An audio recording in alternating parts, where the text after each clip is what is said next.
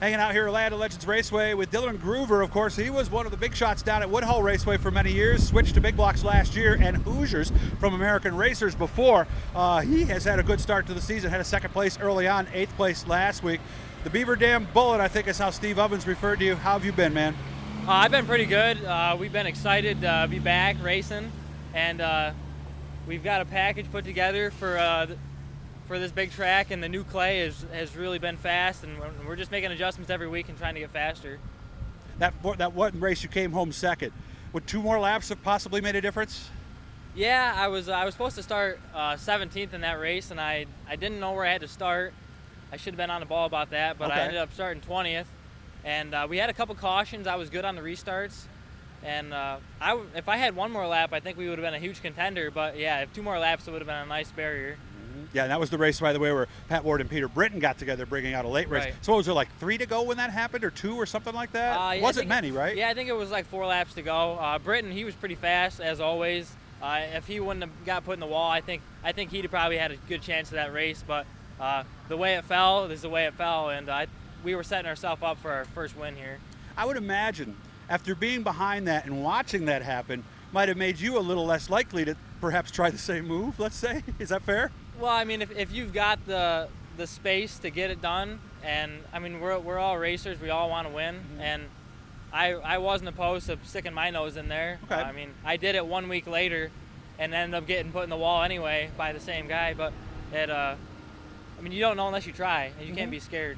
Remember, like, subscribe, share this stuff with all your friends, guys. You subscribe, it doesn't cost any money. It's just going to let you know when our next video is coming up. I was talking to both Pat and Peter after that incident. The way that happens is probably one of the more common wrecks we see, especially out front, because the guy's running the bottom. Right. You want to drive under the flagger's toes so you can get a nice arc into that next corner. And if you're the guy behind, you gotta wonder if they see you, and it happens so much, doesn't it? Right. Yeah. I mean, if he doesn't know you're there, but you're next to him, there's a good chance you could get put in the wall. But it's a momentum point where you could be really close to getting that run, but if your nose isn't quite there, yeah, I mean, you see it everywhere you go. Yeah, everywhere. It's tough to call. And it could be detrimental to either driver. I've seen it where the driver in front ends up with the worst of the deal, and I've seen it like the other day where the guy on the outside who's in second ends up with the worst of the deal. Right. Yeah. It just really all depends on where your car's at when it comes time to get pinched. But if you're in there all the way, it's fine. Okay. You end up touching skid rails. That's it. How was the pandemic for you? Were you guys and your family okay? Did you work? I got laid off for a couple weeks.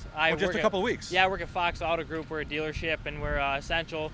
But we only got laid off because of the workflow wasn't enough to keep all the people there. I know a lot of places, even small little neighborhood garages with 4 or 5 people had to do the same thing, right? Right.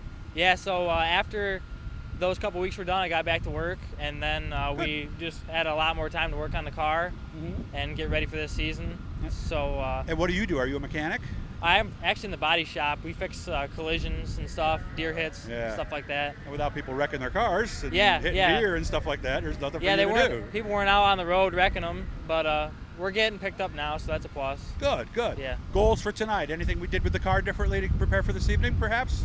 Well, I mean, I can't really tell you that, but we make some double secret probation information. We make some adjustments every week, and the handicap obviously will put us in a starting spot, middle of the heat. Okay. But our goal, we want to get real consistent and have some good laps tonight and set ourselves up for that 35 lapper tonight. And we're normally pretty consistent, but we need to work on making some moves early on when we're double file.